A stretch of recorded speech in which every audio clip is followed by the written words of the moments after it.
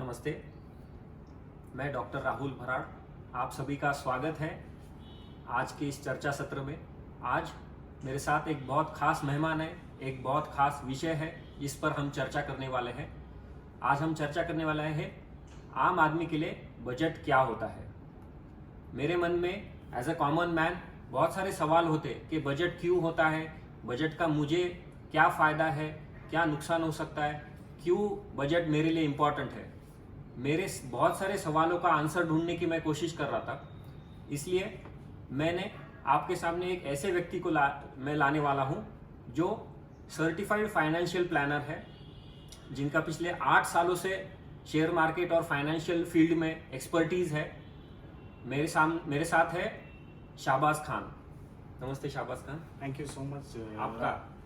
आपका बहुत बहुत शुक्रिया मुझे इनवाइट करने के लिए।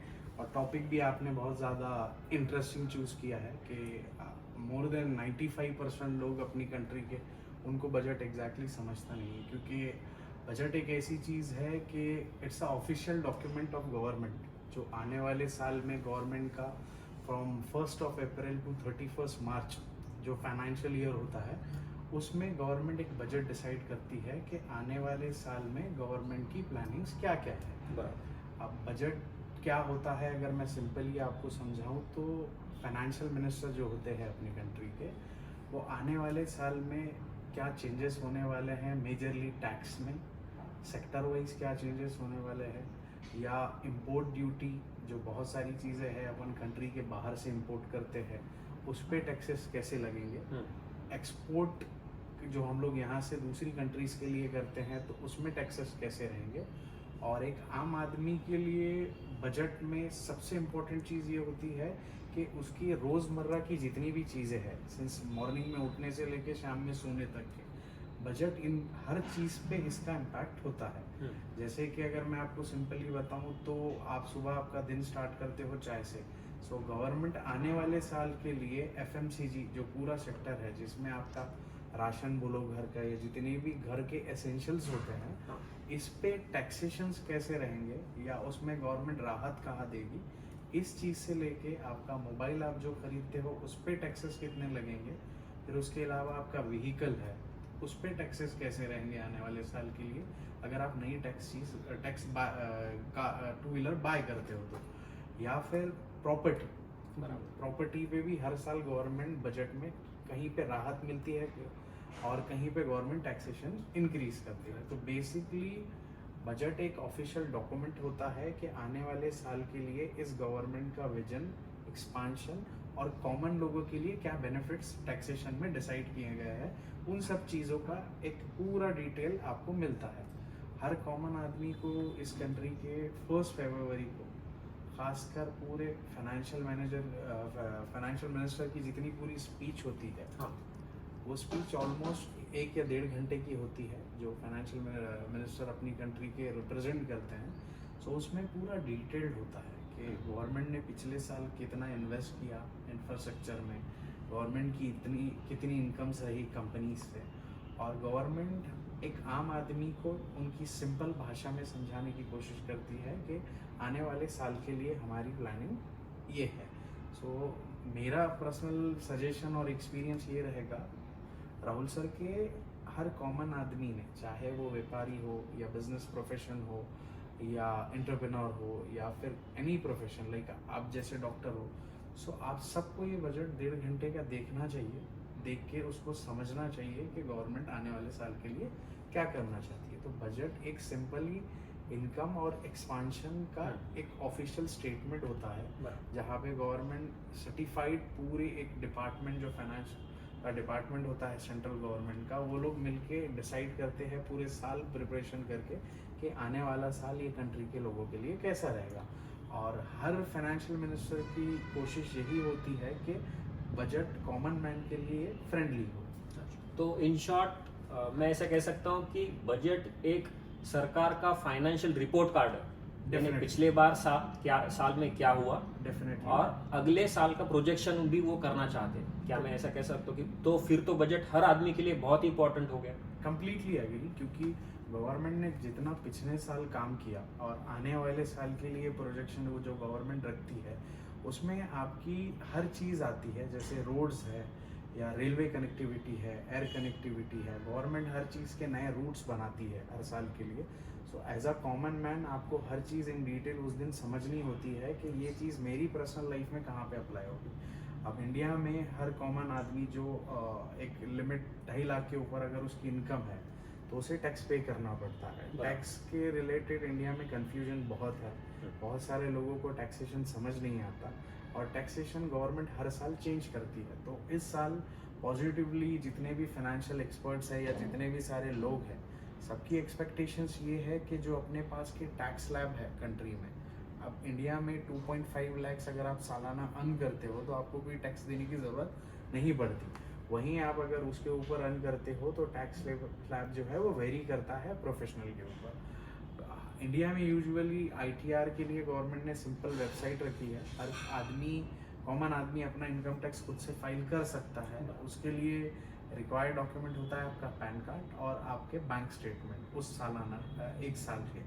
सो नॉर्मल मतलब कंट्री के कॉमन मैन की यही नीड है कि उसे हर साल टैक्स में थोड़ा रिबेट गवर्नमेंट से मिलता जाए। अब टैक्स हो गया, जीडीपी हो गया, ये सब चीज़ें बहुत ज़्यादा हेवी वर्ड है समझने के लिए, क्योंकि एक कंट्री की जीडीपी या एक कंट्री का टैक्सेशन कैसे रन होता है उसको आपको आपकी सिंपल भाषा में समझना होगा कि भाई मेरी लाइफ में ये रोज़मर्रा की लाइफ में ये चीज़ें कहाँ पे अप्लाई होती। तो बजट एक ऐसी चीज़ है कि हर कॉमन मैन की पूरी दिन से लेके जो भी बेसिक नेसेसिटी की चीज़ है उन सब पे उसका इम्पैक्ट पड़ता। तो इतना तो अभी क्लियर हो गया सभी दर्शकों के लिए और मेरे लिए भी कि बजट हम सबको अफेक्ट करता है। हम चाहे उसको पढ़े ना पढ़े, लेकिन ये हमें अफेक्ट करने वाला है। तो मेरा ऐसा कहना है कि जितना हम बजट को समझेंगे उतना अच्छा। मेरा बजट के बारे में ऐसा अनुमान है कि बजट उस डिफिकल्ट टॉपिक की तरह है जिसे हम पढ़े बगैर पास नहीं हो सकते। Definitely agree. यस, यानी हम अगर बोलेंगे कि बजट बहुत बड़ा होता है, मुझे कुछ लेना देना नहीं है, तो उसका सिर्फ नेगेटिव इम्पैक्ट ही हमारे ऊपर पड़ेगा, पॉजिटिव तो कुछ होगा नहीं। तो इसीलिए आज शाहबाज खान जो हमारे आज के मेहमान हैं, इनको हमने बुलाया है। इनके बारे में मैं एक और चीज़ कहना चाहूँगा, ये दिन रात मेहनत करने वाला फाइनेंशियल एक्सपर्ट है और फाइनेंशियल प्लानर है। मैं इनको पिछले कई सालों से जानता हूँ। सुबह 4 बजे अगर आपका फाइनेंशियल प्लानर आपके लिए मेहनत कर रहा है तो डेफिनेटली मैं कह सकता हूँ कि ये बहुत मेहनती आदमी है। 29 साल की हार्डली उनकी उम्र है। इतने कम उम्र में इतनी मेहनत और इतनी लगन से कोई अपने फील्ड में अगर काम कर रहा है तो मुझे भी गर्व होता है उनको कहने के लिए कि ये फाइनेंशियल एक्सपर्ट है और हमें उनसे फाइनेंशियल एडवाइस और बजट के बारे में ज़्यादा जानकारी मिलनी चाहिए। तो मैं और एक सवाल पूछना चाहता हूँ। ये मैंने एक किया है इस इंटरव्यू में कि हमने पेपरलेस क्वेश्चन पूछने का अनुमान किया है, क्योंकि फाइनेंस मिनिस्टर निर्मला सीतारमन ने भी पिछले 2 बजट से ये शुरू किया है कि उन्होंने पेपर बंद किया है बजट के बारे में। तो मैंने भी ऐसे सोचा कि मेरे भी जो सवाल है ये मैं पेपरलेस तरीके से पूछूंगा। मेरा अगला सवाल आपसे है कि हम अभी बजट को फॉलो करेंगे, ये तो अभी क्लियर हो गया। एग्री। नेक्स्ट क्वेश्चन है कि अगले साल 2024 में भारत में इलेक्शन है। पूरे कंट्री में इलेक्शन है, तो इस बजट का और अगले साल के इलेक्शन का कोई रिलेशन होता है भी है? अगर होता है तो कैसे? बिल्कुल होता है। इलेक्शन अगले साल 2024 में सेंट्रल गवर्नमेंट के इलेक्शंस है और ये अगर मैं बोलूँ तो लास्ट बजट रहेगा ये गवर्नमेंट का। आने वाले साल में इलेक्शन स्टार्ट हो जाएंगे फरवरी से। सो इस साल का बजट उस आने वाली इलेक्शन से कैसे रिलेट होता है? कोई भी गवर्नमेंट जैसे सेंट्रल गवर्नमेंट होती है, हर गवर्नमेंट की एक इच्छा शक्ति होती है कि वो डबल से पावर में आए। सो इंडिया में आप अगर देखोगे तो एक कॉमन मैन ही सब कुछ करता है, मतलब उसी के वोट से सेंट्रल गवर्नमेंट बनेगी और उसी की वोट के अगर अगेंस्ट जाता है तो गवर्नमेंट अनस्टेबल भी होगी। सो कोई भी गवर्नमेंट की कोशिश ये होती है कि अपने कॉमन मैन जो है इस कंट्री का, वो बजट उसके लिए सबसे ज़्यादा फेवरेबल हो, क्योंकि अगर बजट अच्छा आएगा तो वो एक पॉजिटिव इम्पैक्ट पड़ता है कॉमन आदमी के ऊपर कि वो इस गवर्नमेंट को आने वाले साल अपना कीमती वोट दे। इंडिया इतनी अच्छी कंट्री है कि यहाँ पे लोग अपने इंडिविजुअल वोट का बहुत अच्छे से इस्तेमाल करते हैं। सो गवर्नमेंट को एक साल पहले जो भी इलेक्शन से बजट आता है उसमें उनकी टॉप मोस्ट प्रायोरिटी ये होती है कि हर एक कॉमन आदमी के लिए हम कुछ ना कुछ रिबेट्स दें। आप रिबेट्स में आ सकता है एफएमसीजी पे टैक्सेस कम करना, या टैक्स स्लैब जो अभी 2.50 तक के कोई टैक्सेस देने की ज़रूरत नहीं पड़ती, वो गवर्नमेंट 5 लाख तक भी इस साल लेके जा सकती है कि एक आम आदमी जो लोअर मिडिल क्लास या मिडिल क्लास कैटेगरी में आता है, जिसकी माह इनकम 30 से 35 हज़ार के बीच में है, सो गवर्नमेंट इस साल कोशिश ये करेगी कि उसका जो टैक्स स्लैब का क्राइटेरिया है वो थोड़ा सा आम आदमी के लिए बढ़ा दे। अभी अगर मुझे लगता है कि अगर उन्होंने बोला कि इस पर हम टैक्स कम करेंगे, तो गवर्नमेंट को जो इनकम आने वाली है लोगों से वो तो कम होगी, और गवर्नमेंट तो चाहेगी कि इंफ्रास्ट्रक्चर पे खर्चा ज्यादा करे, तो वो कैसे बैलेंस करने की कोशिश करता है गवर्नमेंट, ये मैं जानना चाहता हूँ। एग्री, गवर्नमेंट कोशिश ये करता है कि जो बेसिक नेसेसिटी की चीज़ें हैं, जैसे एफएमसीजी होता है या फार्मा होता है या बेसिक नेसेसिटी में आपका फ्यूल आ जाएगा, तो ये सब चीज़ों से गवर्नमेंट कोशिश ये करता है कि कम से कम रेवेन्यू कमाया जाए। ओके, अब गवर्नमेंट इस चीज़ को बैलेंस करने के लिए जो लग्जरी गुड्स होते हैं, जैसे आपका एफएमसीजी आउटिंग फूड हो गया, जैसे आप बाहर जाके खाते हो, सो गवर्नमेंट ने उस पर टैक्सेस रखे हैं, जीएसटी आपको अपफ्रंटली पे करना पड़ता है।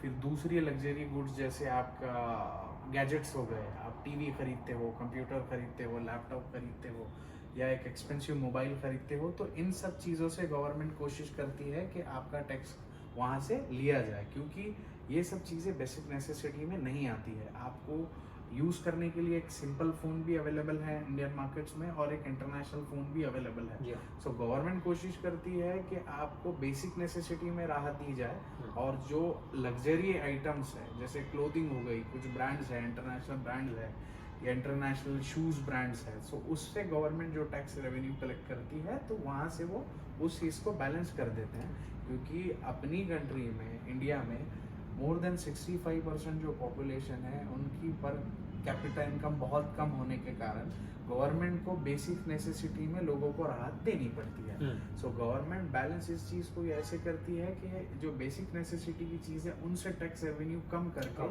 जो लग्जरी आइटम्स है, जिससे मतलब इट्स ऑप्शनल कि आपको लेना है आपकी इच्छा शक्ति से तो आप ले सकते हो, तो उस पर आपको उतना टैक्सेस पे करना पड़ेगा। सो गवर्नमेंट कोशिश ये करती है कि बैलेंस टैक्स यहाँ से ना लेते हुए यहाँ से कवर अप करके गवर्नमेंट कोशिश ये करती है कि वो पूरा एक्सपांड इंफ्रास्ट्रक्चर वगैरह में फ्यूचर में हो जाए।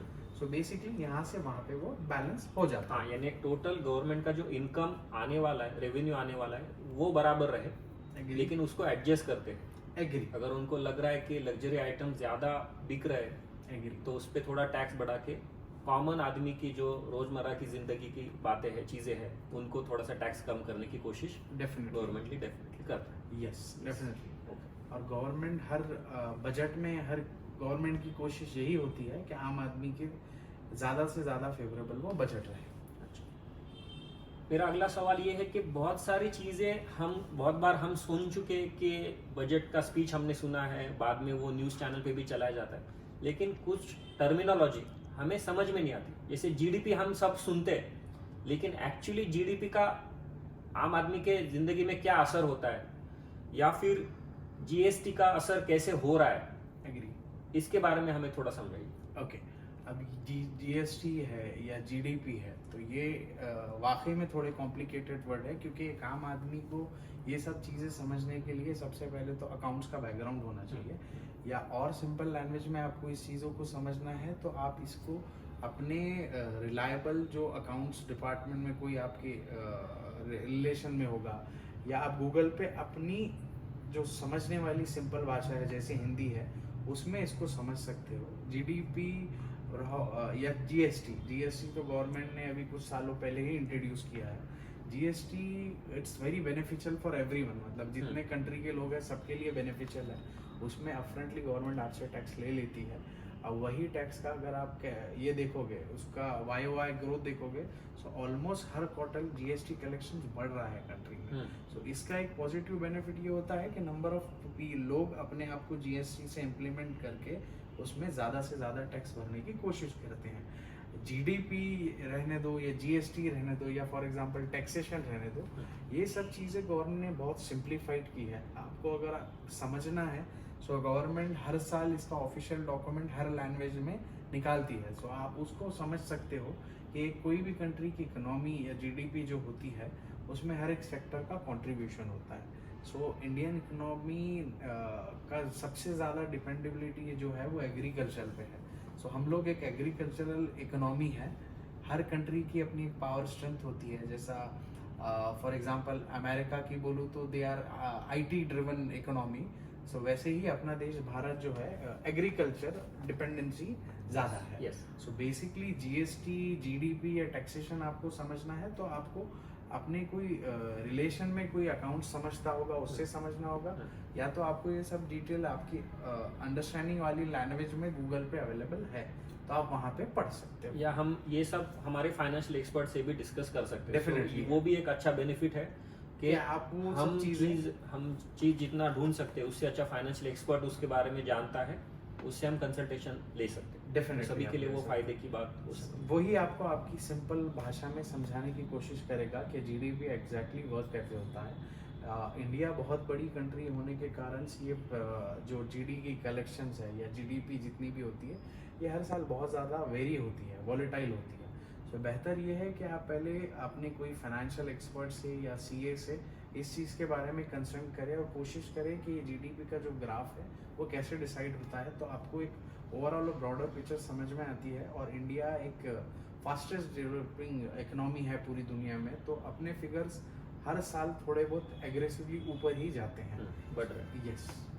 अच्छा, ये सब डिस्कशन जब हम करते हैं तो अब हमें हमेशा लगता है कि आम आदमी को बजट अफेक्ट करेगा नहीं करेगा, लेकिन अभी ऐसा सिचुएशन है कि बहुत सारा क्लास वर्किंग है, बहुत लोगों की इनकम 2.5 लाख के ऊपर भी है, तो टैक्सेशन डेफिनेटली उनको अफेक्ट करता है। जैसे मैं एक आम आदमी हूँ, मैं डॉक्टर हूँ, लेकिन मुझे भी हर साल जब मैं टैक्स भरने जाता हूँ तो ये सब चीज़ें डेफिनेटली अफेक्ट करती है। इस मामले में जो लोग टैक्स भरते हैं उनका जीएसटी, सपोज मैंने अगर कहीं होटल में जाके खाना खाया, वहां पे मैं जीएसटी भर रहा हूँ, वो जीएसटी भी मैं भर रहा हूँ और इनकम टैक्स में भी मुझे कुछ पार्ट मेरा इनकम टैक्स जा रहा है। तो इसके बारे में थोड़ा आप बता सकते हैं कि इसमें गवर्नमेंट को कैसे रेवेन्यू जनरेट होता है? एग्री। आपने जैसे बोला है कि आप इनकम टैक्स भी सालाना पे करते हो और उसके अलावा आप जीएसटी पे करते हो बहुत सारी चीज़ों पे।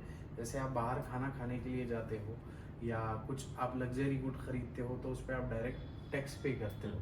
तो आपका इनकम जो टैक्स है वो एक अलग होता है और जीएसटी जो है वो एक अलग होता है।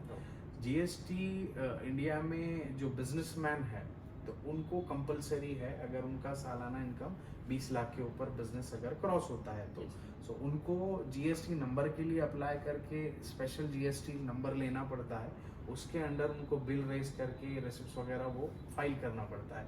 जैसे आपने कहा कि आप डॉक्टर हो, तो गवर्नमेंट को 2 तरीके से रेवेन्यू होता है। जब आप सालाना इनकम भरते हो तो वो डायरेक्ट आपका इनकम भर रहे हो जितना आपने कमाया है उसके ऊपर, अकॉर्डिंग टू आपकी इनकम के स्लैब के अंदर जहाँ पे आप बैठते हो उसमें टैक्स सेव करने के लिए बहुत सारे ऑप्शंस भी होते हैं। और जीएसटी सेपरेटली आप पे करते हो जो आप लग्जरी गुड्स आप अपनी लाइफ में अप्लाई करते हो या इस्तेमाल करते हो उसमें। तो अभी एक सवाल मन में और आता है कि ये बजट मेरे खर्चे के हैबिट्स को थोड़ा चेंज कर सकता है हर साल, यानी मुझे ऐसा करना चाहिए क्या कि बजट के हिसाब से अगले साल में मेरा खर्चा डिसाइड थोड़ा सा चेंज करूं, मॉडिफाई करूं, इफ नॉट चेंज? डेफिनेटली आपको आप बजट के हिसाब से आपके घर के एक्सपेंसेस या आपके घर की जो बेसिक नेसेसिटीज़ है वो चेंज करना पड़ता है, क्योंकि गवर्नमेंट हर साल सेक्टर वाइज कुछ बेनिफिट्स देती है। गवर्नमेंट का कोशिश ये होता है कि जो बेसिक नेसेसिटीज़ की खाने पीने की या पानी या बेसिक मेडिसिन जो है उसके ऊपर कम से कम टैक्सेशंस लेती है गवर्नमेंट। जैसे 2-3 साल पहले कोविड आए थे तो कोविड में हमें सरकार को ज्यादा खर्चा करना पड़ा हेल्थ सेक्टर पे। एग्री। तो वहाँ वो ज्यादा रिलीव देने की कोशिश करते हैं और गवर्नमेंट की हर साल यही कोशिश होती है कि जो बेसिक नेसेसिटी की चीज़ें हैं जैसे खाने पीने का खर्चा हो गया या आपके घर में जो सीनियर सिटीजन्स होते हैं तो उनको जो टैबलेट्स वगैरह लगती है, सो मेडिकल एक्सपेंसेस और सर्वाइवल के लिए जो एफएमसीजी प्रोडक्ट्स आपको लगते हैं एसेंशियल्स जैसे हम लोग बोलते हैं, गवर्नमेंट उस पर कम से कम टैक्स लेती है। और आपके बजट पे, घर के बजट पे इसका कैसे इम्पैक्ट पड़ता है, सो अगर कोई आपकी चीज़ है जो आप आपकी रेगुलर लाइफ में इस्तेमाल करते हो तो अगर वो लग्जरी में आती है जैसे कार है, सो गवर्नमेंट डीजल के प्राइसेस इंक्रीज कर सकती तो उसका आपका प्राइस शिकन थोड़ा सा हो सकता है। या फिर आप उस साल प्लान कर रहे हो कि मुझे कोई एक अच्छी टू व्हीलर खरीदनी है, तो अभी आप जैसे देखोगे तो ईवी पे गवर्नमेंट ने कुछ सब्सिडीज दी है। वहीं पे आप अगर पेट्रोल व्हीकल लेने का प्लान कर रहे हो तो शायद से वो पेट्रोल व्हीकल आपको ईवी व्हीकल से महंगे मिलेगी, क्योंकि ईवी में आपको गवर्नमेंट सब्सिडीज देती है। क्योंकि गवर्नमेंट चाहता है कि ईवी का यूज बढ़े, डेफिनेटली पेट्रोल और डीजल का कंजम्पशन कम हो, ये उनकी लॉन्ग टर्म सोच है। एग्री, डिपेंडेंसी पेट्रोल पे और ऑयल पे नहीं रहनी चाहिए, क्योंकि क्रूड ऑयल के कंटिन्यूसली प्राइसेस फ्लक्चुएट होते हैं। और गवर्नमेंट ये चाहती है कि ईवी जो है, ईवी कंपैरेटिवली एक कॉमन मैन के लिए बहुत यूजफुल चीज़ है। एक कॉमन मैन को अगर किसी का ऑन एन एवरेज 25 किलोमीटर रोज का रन है, सो ईवी में और फ्यूल में ऑलमोस्ट 55 से 65% का गैप आता है। सो गवर्नमेंट पेट्रोल और डीजल पे डिपेंडेंसी कम करने के लिए ईवी को प्रमोट करती है। सो इसका आपकी इनकम पे और उस महीने के खर्चों पे या उस साल के खर्चों पे फर्क ऐसे पड़ता है कि उस साल आप कुछ खरीदने की कोशिश कर रहे हो तो सॉरी, गवर्नमेंट कोशिश ये करती है कि हर साल इलेक्ट्रॉनिक जितने भी गैजेट्स हैं उस पर टैक्स इंक्रीज होता है। तो हम लोग basically as a financial person बहुत सारे लोगों को सजेस्ट करते हैं कि आप अगर कोई भी इलेक्ट्रॉनिक गुड आपके घर के लिए, फ्रिज, वॉशिंग मशीन या बेसिक नेसेसिटी की कोई भी इलेक्ट्रिकल चीज़ खरीद रहे हो या फ़ोन खरीद रहे हो, तो कोशिश ये कीजिए कि बजट से पहले खरीदिए, क्योंकि बजट की जितनी हिस्ट्री मैंने देखी है 7 साल में, तो हर साल गवर्नमेंट सॉरी टैक्सेस इंक्रीज होते हैं इलेक्ट्रिकल आइटम्स पे। तो आप कोशिश ये कीजिए कि बजट पहले उस साल का समझिए। अगर उस साल गवर्नमेंट कोई सेक्टर में इंक्रीज करता है तो डेफिनेटली अगर उस चीज़ की आपको रिक्वायरमेंट है तो आपको उस चीज़ के लिए एक्स्ट्रा पैसे पे करने पड़ेंगे। तो ये बहुत इंपॉर्टेंट है कि मैं मेरे खर्चे भी उस हिसाब से चेंज करूँ डेफिनेटली बजट में क्या, तभी मुझे अच्छी फाइनेंशियल सिक्योरिटी मिल पाएगी। डेफिनेटली आपको उस दिन पूरा आपका अंडरस्टैंड करना पड़ेगा कि टैक्सेशन उस साल के लिए या फिर बेसिक नेसेसिटीज़ पे गवर्नमेंट सेक्टर वाइज कितने अनाउंसमेंट कर रही है और वो चीज़ आपकी डेली लाइफ में कितना इम्पैक्ट पड़ती है। जैसे दूध है, आपको ये बेसिक नेसेसिटीज़ है, तो गवर्नमेंट इस सेक्टर के लिए प्राइसेस इंक्रीज कर रही है या डिक्रीज कर रही है, उस हिसाब से आपका बजट भी शेकन हो सकता है। क्योंकि ये सबको अफेक्ट करेगा, जैसे पेट्रोल है, डीजल है, दूध है, शक्कर है, ये सबको अफेक्ट करने वाले। डेफिनेटली ये सब चीज़ें सबको इम्पैक्ट करती है, तो उस हिसाब से आपका जो महीने का बजट होता है, फॉर एग्जांपल एक 2 लोगों की फैमिली का जो बजट होता है उसके अंदर बहुत सारी डिपेंडेंसी एफएमसीजी एसेंशियल प्रोडक्ट्स पे होती है। सो अब वो अगर किसी का घर का खर्चा 10,000 रुपये महीना है तो शायद से गवर्नमेंट अगर गुड्स पे टैक्स अगर इंक्रीज करती है सो ऑलमोस्ट वो 5 to 10% इंक्रीज हो सकता है। सो हर कॉमन मैन की कोशिश ये होनी चाहिए कि वो बजट के दिन अपना टाइम निकाल कर बजट को समझे और उस चीज़ का इम्पैक्ट मेरी चीज़ों पे कैसे पड़ेगा वो उस चीज़ पे देखे। अभी आप जैसे देखते होंगे कि स्मार्ट वॉच का ज़माना है, बहुत सारे लोग स्मार्ट वॉच खरीदते हैं। सो स्मार्ट वॉच जो है वो चीज़ें आती है लग्जरी आइटम्स में, वो एसेंशियल्स में नहीं आती है। सो आपको वो चीज़ अगर आप खरीदने के लिए प्लान कर रहे हो तो जाहिर सी बात है कि आपको एक्स्ट्रा पैसे पे करना पड़ेंगे उस चीज़ के लिए। अभी पिछले लगभग 8 सालों से 9 सालों से ये सरकार पोजीशन में है। एग्री, उनके लिए ये साल बहुत इम्पोर्टेंट है क्योंकि हर सरकार चाहती कि वो सरकार में बने रहे। एग्री। अगले 1 साल उनका ग्रोथ मैप इस बजट से रिलेटेड कैसा होगा और अगले 10 साल में आप इंडिया की ग्रोथ कैसे पाते, क्योंकि आप फाइनेंशियल एक्सपर्ट हो, मैं ये सवाल आपको पूछना चाहता हूँ। यस, गवर्नमेंट 2014 से सेंट्रल गवर्नमेंट स्टेबल है अपनी कंट्री में। तकरीबन 9 साल में जितने मैंने चेंजेस देखे हैं, ये गवर्नमेंट ने बहुत कुछ चीज़ों पे काम किया है। जैसे गवर्नमेंट के कुछ ऑफिसेस जो रेगुलर इस्तेमाल होने वाले ऑफिसेस थे वो सब कुछ टेक्नोलॉजिकल अपडेशन हुआ है, सब टेक्नोलॉजी पे मूव हुए हैं। बहुत डिजिटलाइजेशन हुआ है। डिजिटलाइजेशन बहुत ज़्यादा हुआ है। ये गवर्नमेंट ने इंफ्रास्ट्रक्चर पे बहुत ज़्यादा इन्वेस्टमेंट किया है। पहले कनेक्टिविटीज़ के अपनी कंट्री में बहुत ज़्यादा इशू थे, जैसे बेसिक रोड्स के इशू थे, या मुझे यहाँ से अगर मुंबई जाना है या पुणे जाना है तो रोड्स की हालत वगैरह बहुत ख़राब हुआ करती थी। बट सिंस 2014 टू अभी तक ये गवर्नमेंट ने बहुत सारी चीज़ों पे एक्सपांड किया है।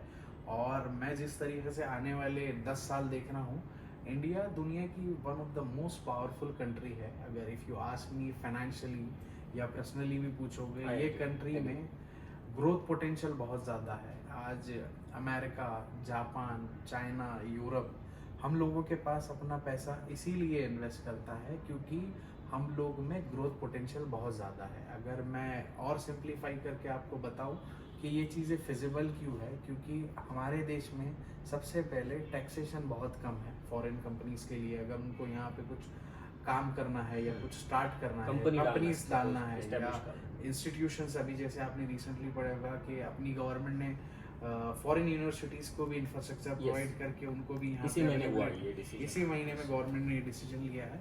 सो इंडिया ओवरऑल आप देखोगे पूरी दुनिया की नज़र आज हिंदुस्तान पे है, क्योंकि हमारे पास में जैसे चाइना के पास में पहले बेनिफिट हुआ करता था कि उनके पास सबसे ज़्यादा यंग एज थी, मिलेनियल उनके पास सबसे ज़्यादा थे।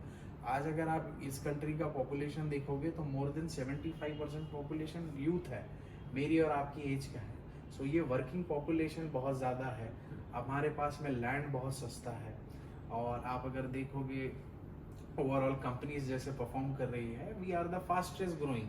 हमारे पास यूथ है, टैक्सेशन कोऑपरेटिव है, एंड सबसे इम्पोर्टेंट चीज़ हमारे पास स्टेबल गवर्नमेंट है। कोई भी एक अमेरिकन इन्वेस्टर या यूरोपियन इन्वेस्टर इंडिया में इन्वेस्ट करने से पहले ये सबसे इम्पोर्टेंट चीज़ देखी जाती है कि वहाँ की गवर्नमेंट की स्टेबिलिटी कैसी है। सो आने वाले 10 साल में definitely I am very bullish कि ये कंट्री बहुत ज़्यादा ग्रो करेगी, क्योंकि पूरी दुनिया में जितनी भी अदर कंट्रीज़ है दे आर ऑलरेडी स्टेबल। आप अगर सिंपल मैं आपको इन्वेस्टमेंट एस्पेक्ट से बताऊं तो हिंदुस्तान में आप अगर जब इन्वेस्ट करते हो, बैंक में फिक्स डिपॉजिट जब रखते हो, तो आज आपको 5.5% का रेट ऑफ इंटरेस्ट उसमें मिलता है। वही आप आज से 5 साल पहले देखोगे तो ऑलमोस्ट 10 to 12% मिला करता था। ये 5% का गैप होने का रीज़न ये है कि आज इंडिया के पास रिजर्व्स बहुत है। मतलब we have so much rich country कि हम लोग कोई भी इन्फ्लेशन या कोई भी रिसेशन को हम लोग इजीली हैंडल कर सकते हैं। जैसे फाइनेंशियल मिनिस्टर ने, हमारी निर्मला सीतारमण मैम ने रिसेंटली कहा था कि we have that much stability कि हम कोई भी चीज़ को कंट्रोल कर ले सकते हैं। So India is very rich country in terms of our reserves and everything, और आने वाले 10 साल में डेफिनेटली ये कंट्री बहुत ज़्यादा एक्सपांड होगा। हमारे इंफ्रास्ट्रक्चर पे ये गवर्नमेंट बहुत ज़्यादा काम कर रही है, टेक्नोलॉजिकल बूम बहुत ज़्यादा है, क्वालिटी ऑफ एजुकेशन बहुत ज़्यादा बढ़ चुका है, और हमारी इकोनॉमी बहुत ज़्यादा स्टेबल हो रही है। जैसे आप कोविड में देखोगे तो कहीं हद तक जब 2020 में कोविड आया, सो चाहे वो सेंट्रल गवर्नमेंट हो, स्टेट गवर्नमेंट हो या फिर लोकल जो पॉलिटिशियंस हो, हर किसी ने अपने लेवल पे इन चीज़ों को सबसे प्रॉपरली मैनेज किया है। पूरी दुनिया की सबसे ज़्यादा पॉपुलेशन वाली कंट्री हम लोग हैं। जिस तरीके से इन गवर्नमेंट ने या लोकल पॉलिटिशियंस ने ये सब चीज़ों को हैंडल किया है, तो इससे समझ में आता है कि ये देश का विजन आने वाले 10 साल तक के कैसा है, और जिस तरीके का क्वालिटी ऑफ एजुकेशन हमारे पास में डेवलप्ड हो रहा है।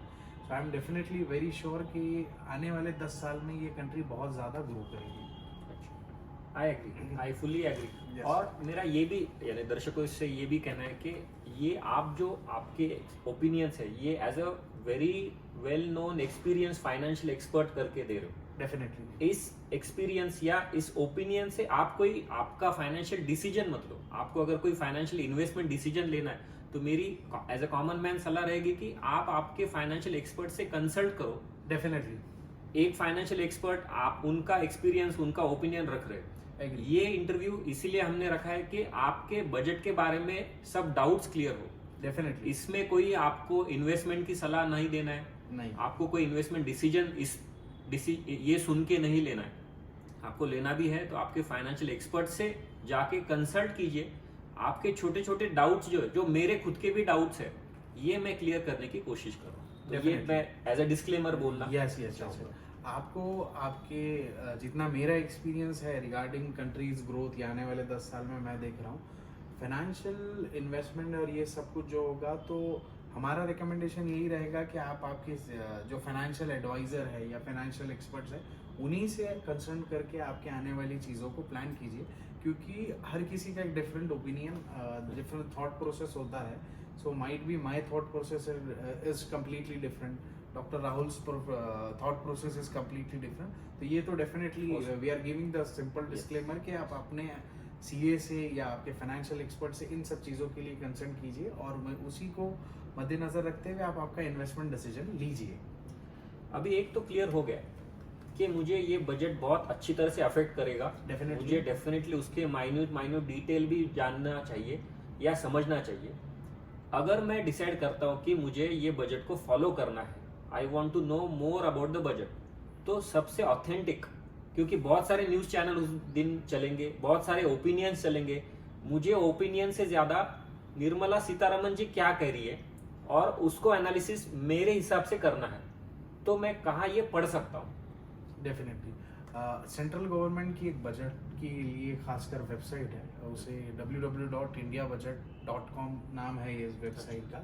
वहाँ पे आप जब जाओगे तो वहाँ पे इस साल जो गवर्नमेंट अनाउंसमेंट करती है एक बजट में, सो उसकी ऑथेंटिक PDF अपलोड होती है जो हर लैंग्वेज में अवेलेबल होती है। मीन्स हम लोग महाराष्ट्र में रहते हैं, सो हमारी कंफर्टेबल लैंग्वेज मराठी है, सो वहाँ से अगर मैं जाके उसको डाउनलोड करता हूँ, और बजट गवर्नमेंट की हर साल कोशिश ये होती है कि कम से कम पेजेस में वो अवेलेबल हो जाए। सो आप वहाँ पे जाके अपनी कंफर्टेबल लैंग्वेज में ऑथेंटिक जो गवर्नमेंट सर्टिफाइड होता जो है, मैं बोल रहा हूँ कि So- मुझे सीतारमन जी के ही वर्ड्स चाहिए। डेफिनेटली, तो उस पे कैसे होता है, वो ऑफिशियल डॉक्यूमेंट पे ऑथराइजेशन होता है कि this is issued by the central government financial department by Nirmala Sitharaman ma'am. So वहाँ पे जब आप जाओगे तो वहाँ पे आपको डिटेल PDF मिल जाएगा। और रहा सवाल न्यूज़ का, तो बहुत सारे न्यूज़ एंकर्स क्या होते हैं कि वो स्पेसिफिक सेक्टर वाइज आपको बताएंगे कि यहाँ पे राहत मिली या यहाँ पे गवर्नमेंट ने टैक्सेशन इंक्रीज किया है। सो इट्स बेटर कि आप अगर वहाँ से जाके डाउनलोड करके, आपको कुछ क्वेश्चंस उसमें से आएंगे जो चीज़ें नहीं समझ में आएगी टर्मिनोलॉजीज, तो वो आप आपकी कंफर्टेबल लैंग्वेज में गूगल पे सर्च करके स्टडी कर सकते हो या आपके एक्सपर्ट से वो भी डिस्कस कर सकते हैं। डेफिनेटली। तो वो ज्यादा ऑथेंटिक रहेगा मुझे। डेफिनेटली वो 100% ऑथेंटिक रहेगा, क्योंकि वो एक्चुअल डॉक्यूमेंट होता है and it is a actual word which has come from financial minister, और वो फ्रीली अवेलेबल है। या वो इट इज बड़ी फ्री बात है। अवेलेबल। जब स्पीच होगा उसके बाद वो आएगा, जब भी वो आएगा अपन पढ़ के उसके बारे में अपने डाउट्स क्लियर। यस, और इसमें एक और सिंपल तरीका ये भी है कि आप जैसे आपने सुना होगा या मैंने देखा है कि दूरदर्शन बोल के एक अपना चैनल होता है, सो गवर्नमेंट के related it's a official government channel. So government के रिलेटेड जितने भी बजट या स्कीम्स वगैरह सब कुछ अनाउंस होती है, तो आप वहाँ पे भी देख के, अब तो उनका यूट्यूब चैनल भी है, आप वहाँ पे भी जाके सब्सक्राइब करके ऑनलाइन चेक कर सकते हो। वहाँ से आपको पूरा आपकी सरल भाषा में बजट समझाया जाएगा। या फिर कोशिश ये कीजिए कि आपके घर के कोई सीनियर है जिन्हें 20-25 साल का एक्सपीरियंस है, जिन्हें 4 से 5 टर्नओवर हर सेंट्रल गवर्नमेंट का देखा है, तो वो भी आपको सिंपली समझा सकते हैं कि बजट एग्जैक्टली होता क्या है। और बहुत बार ये भी मैंने देखा है कि बजट प्रेजेंट होने के बाद फाइनेंस मिनिस्टर बहुत सारे चैनल्स को अपना इंटरव्यू भी देते, तो वो भी एक अच्छी चीज़ है कि हम वो सुन के भी एक्सट्रैक्ट निकाल सकते हैं। तो यस, सीतारमन जी का ही इंटरव्यू अगर है तो वो डेफिनेटली बेटर रहेगा, हेल्पफुल रहेगा। आप बहुत सारे पैनल्स, बहुत सारे चैनल्स एक पैनल्स बिठाते हैं जहाँ पे फाइनेंशियल एक्सपर्ट्स होते हैं, जो कोशिश ये करते हैं कि कॉमन मैन को समझ में आने वाला बजट वो लोग समझाए। सो आप ऑथेंटिक न्यूज़ वहाँ से भी आपको मिल जाती है, बट कोशिश ये कीजिए कि जो निर्मला सीतारमन मैम बताएंगे तो वही आप अगर रेफर करोगे तो आपको समझने के लिए आसानी होगी। और गवर्नमेंट की हर साल ये कोशिश है कि जितना सिंप्लीफाई बजट को कर सके गवर्नमेंट, उतना सिंप्लीफाई बजट को करने की कोशिश करती है। एक और सवाल कि अभी 1 फरवरी बहुत जल्दी आ रही है। यस, 1 तारीख को मेरे जैसे कॉमन मैन ने क्या करना है बजट के बारे में? सबसे इम्पोर्टेंट चीज़ तो ये होती है कि इस देश के हर वासी को बजट देखना बहुत ज़्यादा इम्पोर्टेंट है। रीज़न ये होता है कि बजट ओवरऑल आपकी हर चीज़ पे इम्पैक्ट करेगा। सो आप 1 फरवरी को, तो मेरा आप सबको यही सजेशन रहेगा कि फाइनेंशियल मिनिस्टर का पूरा जितना भी अनाउंसमेंट होता है वो 2-2.5 घंटे का होता है, सो आप पूरा वो देखें। फिर आपके जो पॉइंट्स आपको नहीं समझ में आते, जैसे हम लोगों ने डॉक्टर राहुल ने डिस्क्लेमर भी दिए है, तो आप आपके फाइनेंशियल एक्सपर्ट, CA या कोई टैक्सेशन एक्सपर्ट है उनसे जाके वो समझने की कोशिश करें। बट बजट इतना इम्पोर्टेंट है कि वो आपकी हर चीज़ पे इम्पैक्ट करेगा। सो मैं पर्सनली देखूंगा बजट। आई रिक्वेस्ट एवरीवन कि आप आपके 2 या 2.5 घंटे 1 फरवरी के निकाल के बजट ज़रूर देखिएगा, क्योंकि उस साल आप कुछ खरीदने या बेचने का प्लान कर रहे हो तो वो हर चीज़ पे उसका इम्पैक्ट पड़ेगा। Yes. सो आप सभी से मेरी यही रिक्वेस्ट है कि आप बजट को ज़रूर देखिए। अभी ये तो हुआ क्या करना है, मैं एक इंटरेस्टिंग सवाल पूछना चाहता हूँ कि Definitely. क्या नहीं करना है बजट के बारे में उस दिन? सबसे इम्पोर्टेंट चीज़ है बजट के दिन क्या नहीं करना है। जैसे सर ने सवाल पूछा, तो बजट के दिन आप कुछ इलेक्ट्रॉनिक आइटम मत खरीदिए।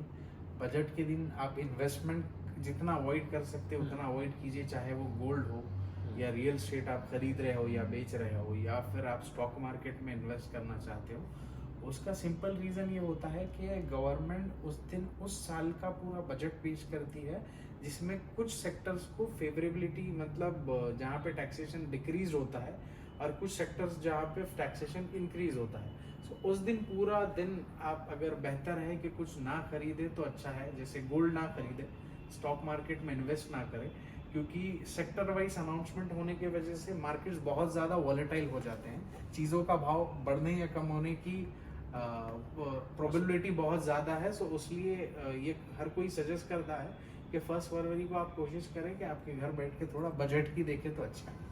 अभी मैं आपको आपके एक्सपर्टीज एरिया में लेके जाना चाहता हूँ। आपका एक्सपर्टीज है share market investments, Definitely. Mutual fund specifically. Yes, उस दिन, बजट के दिन, वोलाटिलिटी बहुत होती है। एक Agree. इंडेक्स होता है वोलाटिलिटी इंडेक्स, विक्स बोला जाता है। यस, वो बहुत ज्यादा होता है। Agree. तो आपका रिकमेंडेशन जो कॉमन मैन शेयर मार्केट में रोज इन्वेस्ट करता है या महीने में एक बार इन्वेस्ट करता है, उसके लिए शेयर मार्केट रिलेटेड उस दिन के इन्वेस्टमेंट के बारे में या ट्रेडिंग के बारे में आपका ओपिनियन क्या है? मेरा तो ओपिनियन ये रहेगा, हर कॉमन मैन को 1 फरवरी जिस दिन बजट अनाउंसमेंट होता है तो कोई कॉल ना ले, इन टर्म्स ऑफ ट्रेड ना करे या फिर शॉर्ट टर्म सेलिंग वगैरह ना करे, क्योंकि बहुत सारे बजट्स में देखा गया है कि जब मार्केट स्टार्ट होता है सुबह में, गवर्नमेंट का जैसे ही बजट स्टार्ट होता है तो जो भी सेक्टर्स है, जैसा कुछ सेक्टर्स के लिए गवर्नमेंट ने राहत रखी या कहाँ कहीं पे सब्सिडी दी, कि जैसे नेचुरल गैस है वहाँ पे अगर गवर्नमेंट कुछ सब्सिडी अनाउंसमेंट करती है तो उस चीज़ का पॉजिटिव इम्पैक्ट बहुत ज़्यादा पड़ता है उस कंपनीज के सेक्टर्स को। जैसे गुजरात गैस है, सो इन कंपनियों पे बहुत ज़्यादा इम्पैक्ट पड़ता है। इन कंपनियों के जो स्टॉक प्राइजेस है वो almost 10 to 15% same day shoot up हो जाते हैं। और इसका ड्रॉबैक ये है कि अगर कोई सेक्टर में आप अच्छी खासी होल्डिंग रखते हो और वो सेक्टर का रेवेन्यू डायरेक्टली कॉमन मैन से ही अटैच्ड है, और जैसे फोन पे है, गूगल पे है, तो अभी तक उस पर कुछ ट्रांजैक्शन चार्जेस नहीं है, बट फ्यूचर में ये हो सकता है कि गवर्नमेंट उस पर ट्रांजैक्शन चार्जेस लगा दे। सो जब वहाँ पे ट्रांजैक्शन चार्जेस लगना स्टार्ट हो जाएंगे, सो आपको बेसिकली ये समझने आना चाहिए कि भाई कौन सी चीज़ मुझे आने वाले साल के लिए नहीं करना है और कौन सी चीज़ करना है। सो बेसिकली बजट के दिन आप ना कुछ खरीदे ना कुछ बेचे। बेहतर यही है कि आप कुछ पोजीशंस उस दिन ना ले, या उस दिन लॉन्ग टर्म स्टॉक मार्केट में भी इन्वेस्टमेंट करना हम लोग अवॉइड करते हैं, क्योंकि सेक्टर वाइज वॉलेटिलिटी बहुत ज़्यादा होती है। कुछ सेक्टर्स बहुत अच्छा करते हैं उस दिन और कुछ सेक्टर बहुत ज़्यादा नीचे जाते हैं। सो ऑलमोस्ट 20% अप होती हैं चीज़ें या 20% डाउन होती है। तो यही हमारा हर कॉमन मैन को सजेशन होता है कि आप अवॉइड कीजिए उस दिन कुछ करना। हाँ, यही बराबर सलाह रहेगी कि इतना वोलेटिलिटी है तो उसमें ना घुसना है उस दिन बेटर रहेगा। बेहतर। ये मेरा भी मानना है। डेफिनेटली हमें यही करना चाहिए। अभी 2 सवाल, एक फाइनेंशियल एक्सपर्ट करके आपका इस बजट से क्या एक्सपेक्टेशन है, और एज ए कॉमन मैन मैंने क्या एक्सपेक्ट करना है। मैं आपको नहीं बोल रहा हूँ कि निर्मला जी, सीतारमन जी क्या करेंगी, आपका एक्सपेक्टेशन क्या है एज ए फाइनेंशियल एक्सपर्ट। और दूसरा सवाल कि as a common man what should I expect from finance minister this year. Yes, आपके जैसे दोनों सवाल है, तो दोनों सवाल कॉमनली एक ही है कि कॉमन मैन एक्सपेक्ट क्या करे इस गवर्नमेंट से इस बजट में। तो जैसा मैं भी फाइनेंशियल एक्सपर्ट हूँ तो मैं भी कॉमन मैन ही हूँ। सही बात है। सो मेरा या फिर हर एक कॉमन मैन का एक्सपेक्टेशन गवर्नमेंट से बजट में ये होता है कि जो बेसिक जो रिक्वायरमेंट की चीज़ें हैं, जीने के लिए जो ज़रूरत की चीज़ें हैं, जैसे आपके एसेंशियल्स हो गए घर के, या टैबलेट्स वगैरह हो गया, फार्मास्यूटिकल रिक्वायरमेंट, हॉस्पिटल रिक्वायरमेंट, और सबसे इम्पॉर्टेंट चीज़ जो हर एक इंडियन उस टाइम पे जो एक्सपेक्ट करता है वो होता है टैक्स रिलीफ। अब टैक्स रिलीफ कैसे होता है, हर सैलरीड आदमी जो होता है वो हर अपनी इनकम के हिसाब से टैक्सेस पे करता है। सो आज जो अपना टैक्स स्लैब मोस्टली गवर्नमेंट का इस साल, मेरा भी एक्सपेक्टेशन ये है और हर कॉमन मैन का भी एक्सपेक्टेशन ये है कि हमारे टैक्स स्लैब्स में चेंजेस हो सकते हैं। सो सबसे बड़ी राहत अगर गवर्नमेंट इस साल कुछ हो सकती है तो टैक्स स्लैब चेंज हो सकता है, वो बहुत बड़ी राहत होगी हर कॉमन मैन के लिए। अच्छा, या हर किसी की इच्छा शक्ति वही होती है। यस। तो मेरे बहुत नहीं सभी डाउट्स बजट्स के बारे में क्लियर हो चुके हैं। अभी मैं आपको एक रिक्वेस्ट करूंगा कि जब भी 1 तारीख को ये बजट प्रेजेंट किया जाएगा, Definitely. आप एज ए फाइनेंशियल एक्सपर्ट उसका एनालिसिस कीजिए। डेफिनेटली मैं मेरे इस बजट के बारे में जो मुझे सवाल आए वो लाऊंगा, यस तो ये पॉसिबल होगा कि हम फिर से इस बजट के बारे में आफ्टर बजट डिस्कशन करें, डेफिनेटली क्योंकि ये उसका आज का सेकंड पार्ट जब होगा वो कॉम्प्लीमेंट्री होगा कि आज हमारे सब बजट्स के बारे में क्वेश्चंस का आंसर मिला। डेफिनेटली हम लोग जैसे प्री बजट अगर मैं बोलूँ तो Yes, हम तो लोग हम ये बोल सकते हैं कि ये pre budget discussion pre budget discussion हमारा ये था, और आई एम वेरी पॉजिटिव कि ये बजट बहुत अच्छा आएगा। बजट आने के बाद हम लोग डेफिनेटली इसका रिव्यू भी करेंगे, और हम लोग कोशिश ये करेंगे कि सिंपल और सरल भाषा में बजट को समझाया जाए यस कि कौन से सेक्टर में आपको राहत मिली है। गवर्नमेंट का इंटेंशन कभी भी बहुत अच्छा ही होता है कॉमन मैन के लिए। कुछ चीज़ों पे गवर्नमेंट को टैक्सेशन इंक्रीज करना मस्ट है, क्योंकि वो चीज़ें लग्जरी गुड्स में आती है। सो डेफिनेटली हम लोग कोशिश ये करेंगे कि बजट आने के बाद बजट को सिंपल भाषा में एक आम आदमी को समझ में आना चाहिए, उस भाषा में हम लोग डेफिनेटली डिस्कस करेंगे। चलेगा। तो आखिरी एक पॉइंट मैं बोलना चाहूँगा कि आपने मेरे इतने क्लियर डाउट्स किए, जो भी दर्शक है इनके पूरे डाउट्स अभी बजट्स के बारे में मुझे नहीं लगता कुछ होंगे।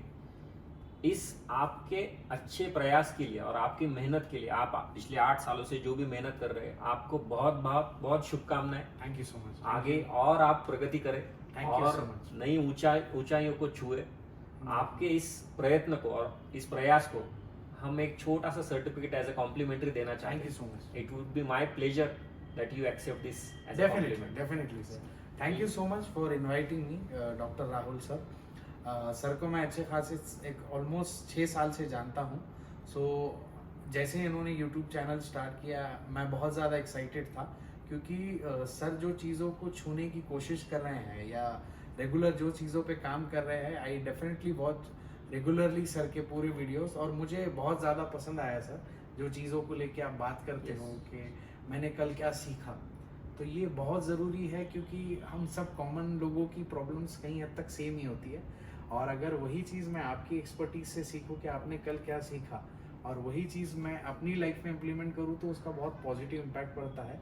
सो I am very happy and congratulation for you कि आपने बहुत अच्छा इनिशिएटिव लिया है।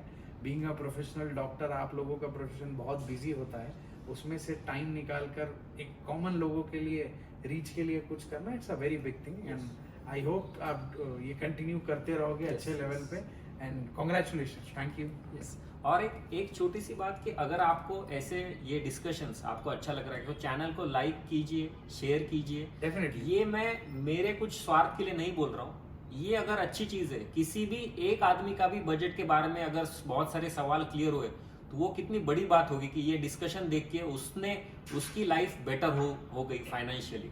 तो आप ये चैनल को लाइक, शेयर एंड सब्सक्राइब कीजिए। आपका इस इंटरव्यू के बारे में क्या ओपिनियन है कमेंट बॉक्स में डेफिनेटली हमें बताइए। आज के लिए खत्म करने से पहले मैं ये सर्टिफिकेट, एक छोटा सा सर्टिफिकेट मैं सर को देना चाहूंगा, तो मैं आपको देता हूँ। Thank you, thank you.